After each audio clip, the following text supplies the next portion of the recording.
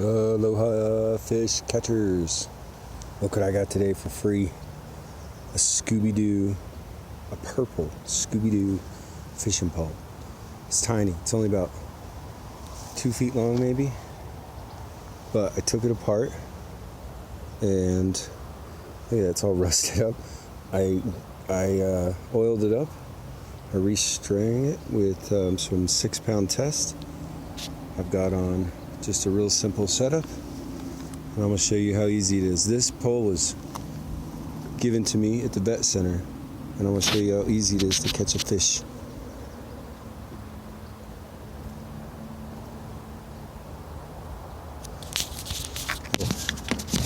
Oh, this is harder to do than I thought.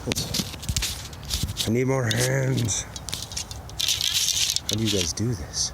Oh, fish on, fish on. Look at this.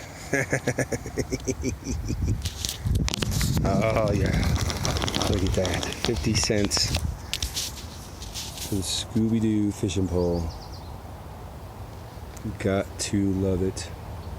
Scooby Doo strikes again. Haha.